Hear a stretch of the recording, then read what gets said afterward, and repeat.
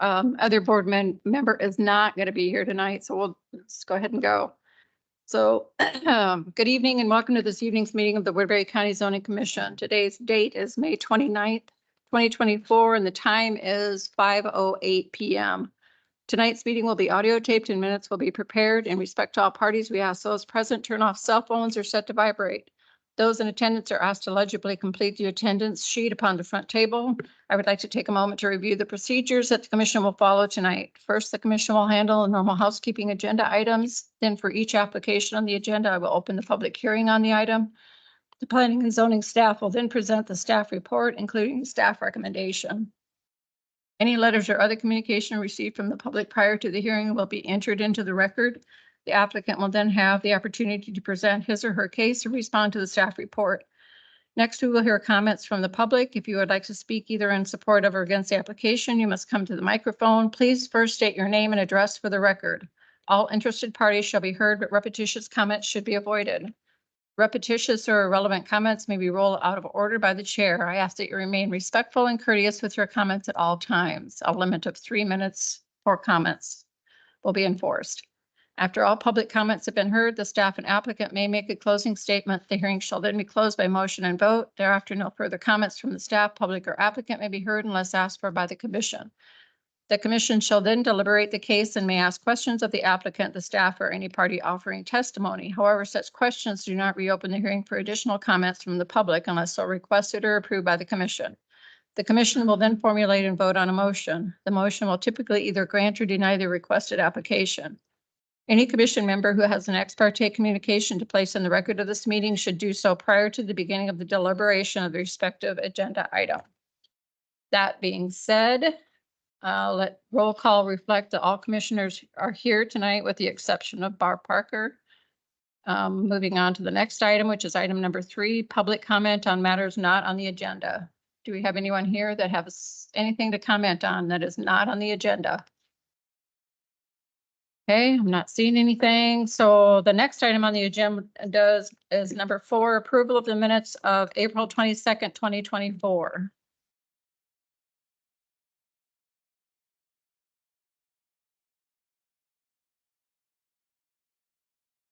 Anybody have any additions, corrections, or make a motion? I'd make a motion. Sorry. I'd make a motion to approve the minutes from April 22nd, 2024. I'll second that motion. Okay, we have a motion and a second. All in favor, say aye. Aye. Aye. All opposed? I abstain. By the way, I wasn't here. You as well? Oh, yep, sorry, you weren't here either, were you? Okay, thanks, Corey. The next item then on the agenda is item number 5 is a public hearing for proposed minor subdivision, Thompson Farm Addition. Dan, you want to read that information to the record, please? Yes, for this public hearing, the proposed Thompson Farm Addition is a 1-lot minor subdivision in a 2.24 acre portion of Township 88 North, Range 46 West, the Floyd Township, Section 21, in the northwest quarter of the northeast corner on parcel number 884621200002. This property is about 1.1 miles north of the city of Bronson. The property is located in the Agricultural Preservation Zoning District. Is on the south side of 190th Street. The property owners, of course, are Mark and Mary J. Thompson of their joint revocable trust. We didn't receive a whole lot of comments or anything, and the proposal looked pretty much straightforward. The city of Bronson waived their extraterritorial review, and staff recommends approval of the minor subdivision.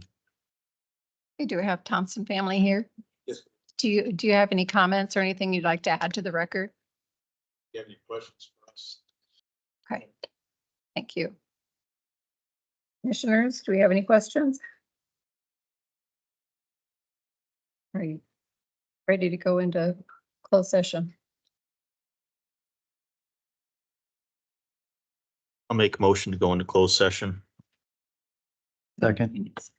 All in favor, say aye. Okay, you're now in closed session. Any questions or comments for applicants? It looks straightforward to us too. Have no comments or questions? Go out of closed session.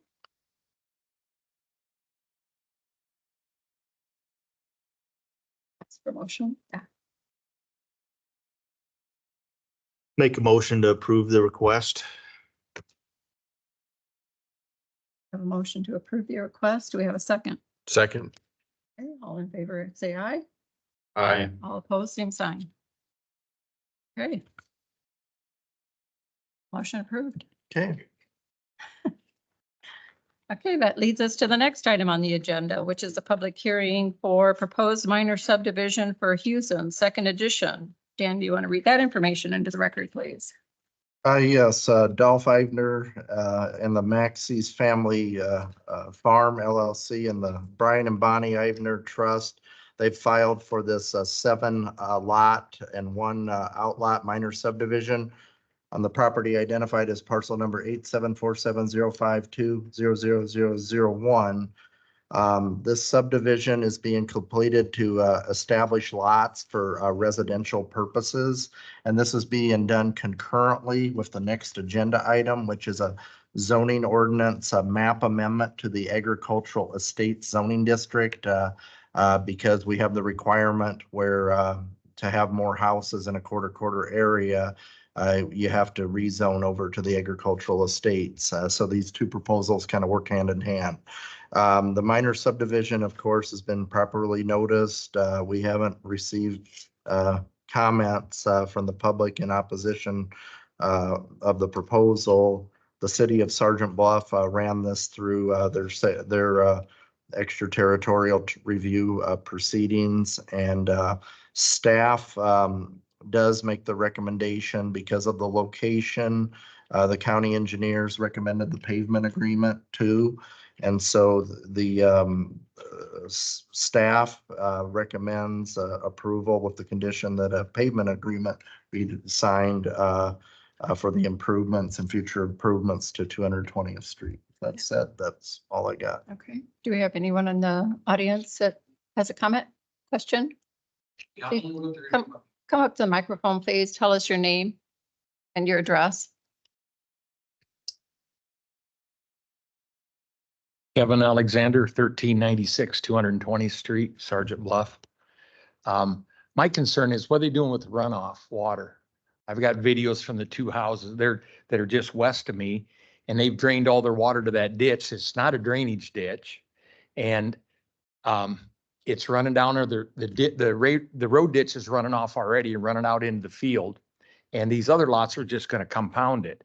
And I understand that they want to develop this property, but they need to spend the money, any place in Sioux City, any place that with common sense is going to make people have retention ponds.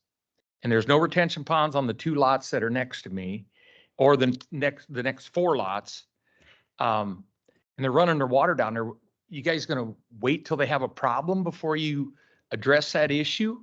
The people on the west or the north side of the road have had problems because there's no place for that water to go. The engineers say, oh, the water goes down the drainage ditch. But unless you pump it down there, it's not going to go. Because my ground level is 5 to 7 feet higher than Lakeport. And you can't get water to run uphill. At least I've had no success doing it. So where's the water going to go? And Sergeant Bluff won't let you run into their drainage ditch. So what is the plan for that? Are you guys going to create a problem and then wait till somebody sues because their basements are full of water, or what is the plan? 10 years ago, they tried to do this and they said you have to have water retention. Have you guys waived that or not thought about it? Or what is the criteria for, water retention and water runoff?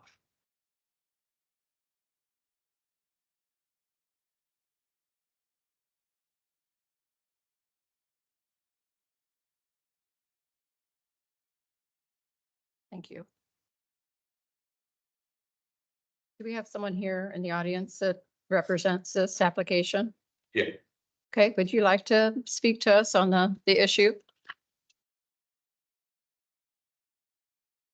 My name's Dolph Eibner. If we want to talk about the water retention, you have a 2 acre lot. Maybe they'll have 15% impervious space, probably not. Those soils are pretty good at percolating. Mr. Alexander, thanks for coming, my neighbor. But I don't see it as an issue. It'd be different if we were doing like a house lot, right? Where we went through and we said, okay, you're gonna have a quarter of a city block. You're then going to have streets. So you're going to end up with 90% of the surface impervious. We're exactly on the other side of that, where we'll have 90% will be, we can take the water and the rest. So I don't, and I know that as a group of engineers, I mean, it is math. And I think Mr. Alexander is making a problem that it really isn't a problem. So anyways, and that's my personal feeling on it. And that's kind of common sense. So, all right. Thank you. Video, several of them after the last rain we had was 6,500s at my place, and you can see the water issue. Go one picture to the next of the water running.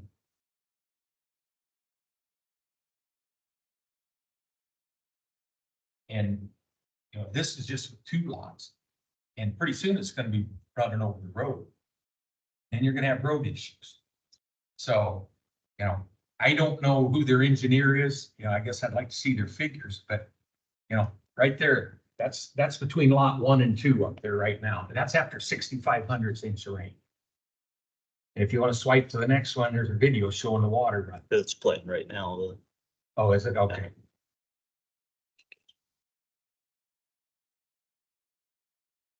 But you're creating a problem for the road. As water backs up, it's gonna start compromising the road. And there's no cross tubes, there's no place to relieve the water pressure.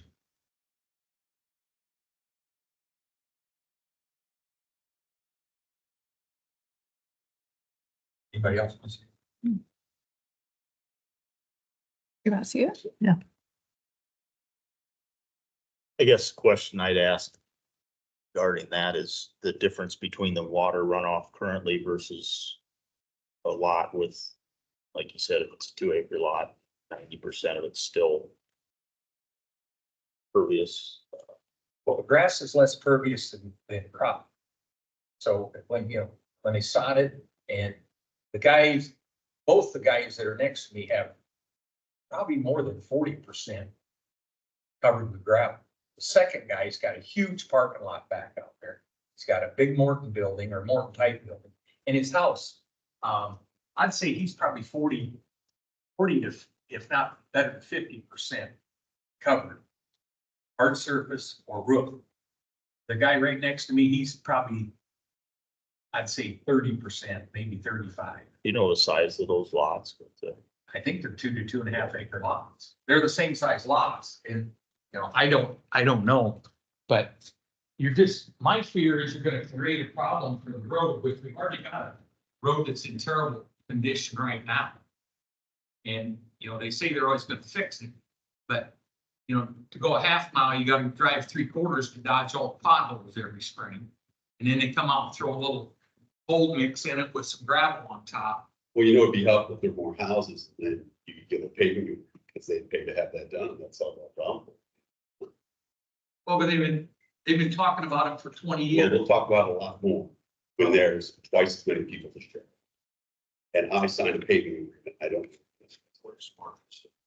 What's the paving? Mark's memos in there. memo is in there Yeah. regarding. Yeah, Mark made a reference to that they're taking in more right of way, 17. I think part of that with this proposal is moving the road closer to getting done because they've asked for extra right away and Mhm. More people to pay.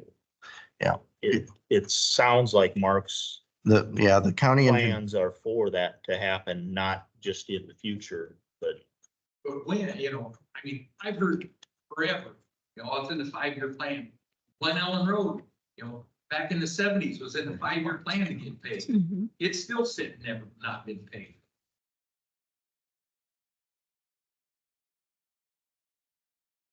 75, and I put it, it's on the screen too. In the south end of Sioux City near Green Valley, 20 years ago, and it's never happened. I know everybody's got good intentions, but they never seem to happen. But then everybody that lives in the area has to suffer through the consequences of poor planning. Can I read that? Mhm. Just, Yeah. It actually with, Tom, microphone. sorry. Mark's comment addressing that has the fiscal year 2025 for a permanent paved surface is, I mean, I don't know if you can argue that. That's what he's saying in his letter to this proposal. Somebody told me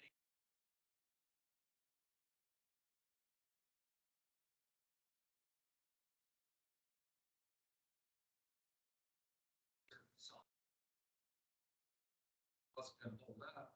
And, oh, well, it's only temporary in the next 5 years. Well, I think it's been over 10 years. But that surface thing has been there. So unless they got a contract, I don't buy the 1 year from it. And it still doesn't address your drainage issue. Even if you pave that, if you don't have a place for the water to go, it's gonna compromise that road. And at some point, they're gonna have to get rid of that water. You saw in the video how much water's running off.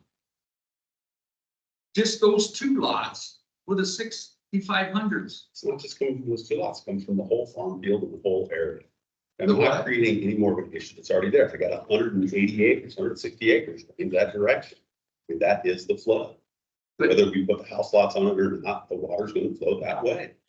They're absorbing more water. than- Hey, guys, will you come up?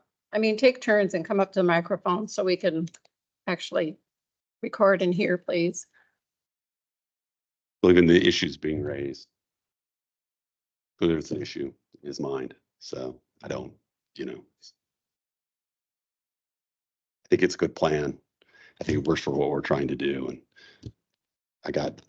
anyways, very good, thank you.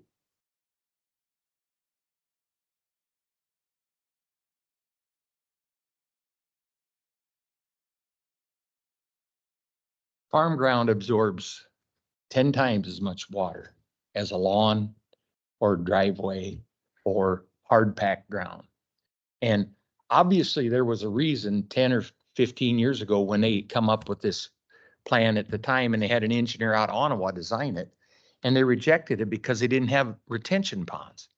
And the city of Sioux City requires retention ponds on every development that they have. I don't understand why the county's not doing that.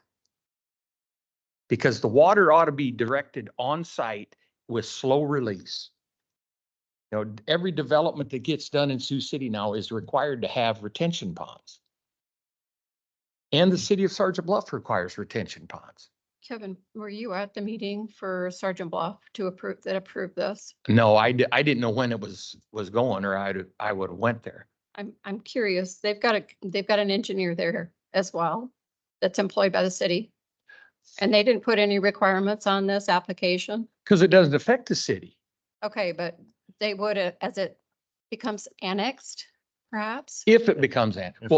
If I may, the city of Sergeant Bluff had the authority at that time to annex Okay, because it abuts Sergeant Bluff. Right. And they had elected to leave this in the county at Okay. that time. They decided not to exercise that. okay. But I'm thinking even as future planning, it's something that would have been brought up at the meeting. Yeah, and part of the future planning was where they asked for that extra right of way to be added in. So that was kind of Sergeant Bluff's for longer term planning to Okay. have that in there. So Sergeant Bluff was involved in that. They were involved with that aspect. Okay, that's good to know too, because this is going to affect them just as much as it is neighboring people. Well, if they ever annex, it's gonna be their problem to deal with. But the problem is, in the meantime, everybody that uses that road, if it becomes a water issue pushing across the road, it's gonna affect everybody that lives down that road. And the last time they tried to pave that road before they put the wannabe hard surface on there, they went down and tried to get extra right away from all the people down 220th, and everybody fought it. So what's going to make it any different now, other than where this new development, but the rest of the road, they aren't gonna, how are they gonna get the extra right away if they didn't get it last time? And do you guys not have the meetings from the last time this was tried, they attempted to develop this area into housing? Well, they ought to look back because Virtue was the engineer from Ottawa. And he's the one that set it up originally. And the county shot it down because they didn't have drainage. They didn't address the drainage. And there's no drainage capacity in that road ditch. And eventually it's going to go over one of the roads, whether it's Lakeport or whether it's 220th. And then the freezing and thawing is going to ruin whatever road they put in. Did they do a runoff study? Engineers are supposed to do that. We're working on a project right now that they got to have runoff calculations to design the size of retention pond in Sioux City.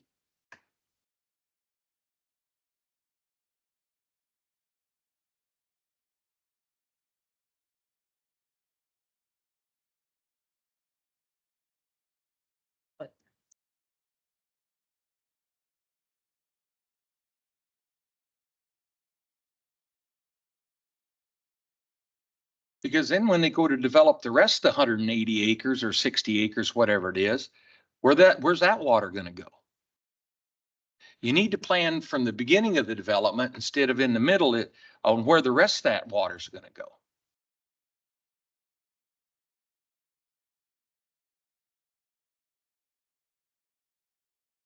And I can't believe the county wants that extra water in their road ditches. They didn't the last time, but somebody must not have thought about it.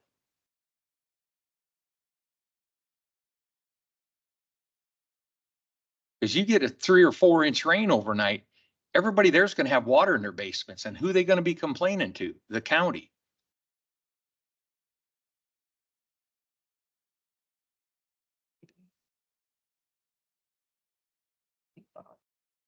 Thank you, Kevin. Give us a minute.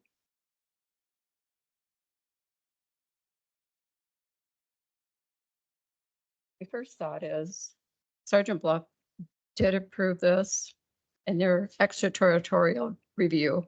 And so they have some skin in the game and they know that. And the county engineer also suggested that this is a doable subdivision based on the information he provided to us. And I guess we have to, I think as a commission, we have to really look at our bodies, governing bodies, our experts, and their recommendations. Anybody else have any thoughts on that, commissioners?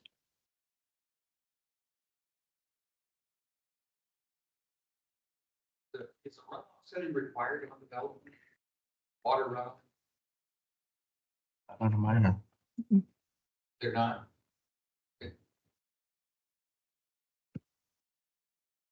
The only comment, I guess, I don't have it in front of me, but the future land use map shows this area is a fit for the residential, the Ag Estates zoning designation is basically all around this area, following out 220th. Mark's comment with the future plans for paving the road. I mean, he's the one that has to answer to the supervisors in the county on road issues. I know there is issues in the county where you kind of wonder why they did things or what they're going to do, but I gotta base some of my opinion on what his recommendation is also. And the fact that if you look at the map, everything around there, north and east is the Ag Estate zoning district, which is thanks Dan. Dan's map, we'll pull this up. The issue with the flooding and the flood zone, if it's not in the flood zone Mhm. district, we don't have a real tool to argue against. Yeah, and it's going out to the new mapping, It- the it's- 2-foot LiDAR. Less than what it is right, yeah, it's, none of it'll be in after the new map. Yeah, page 83 to, and 84 show a comparison of what it is, under the current floodplain and the future floodplain in July, it's out. Can you pull those up? Yeah.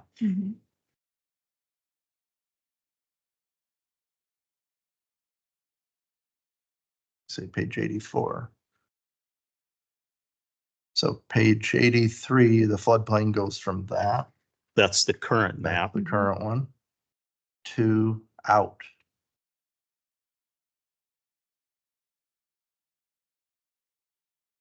And that's using a 2-foot LiDAR model. It's a substantial difference.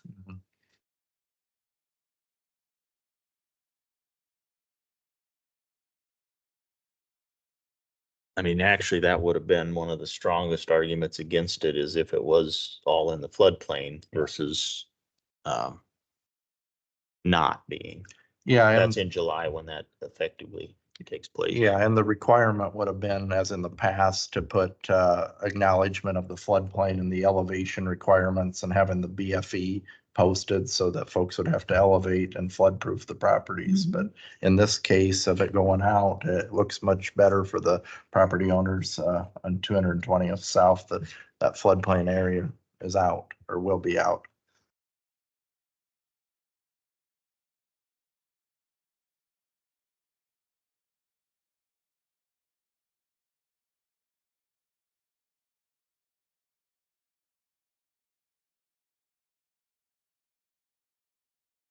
Only gonna get worse.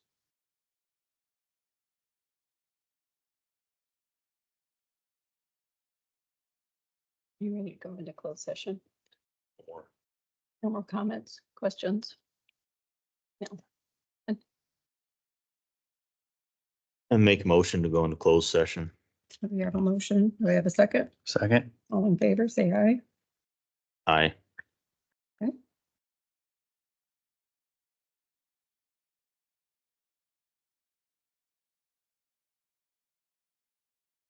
Motion.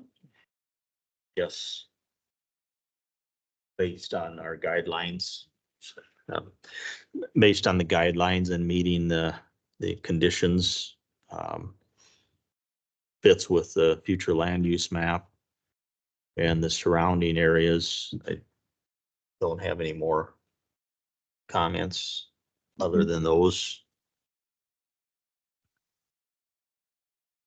Anyone else? I need to abstain on this item and the next item.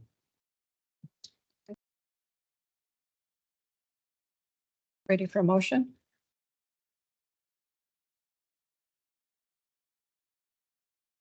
Motion to approve the addition with the condition of property owners sign a pavement agreement for any future improvements on 220. I'll second.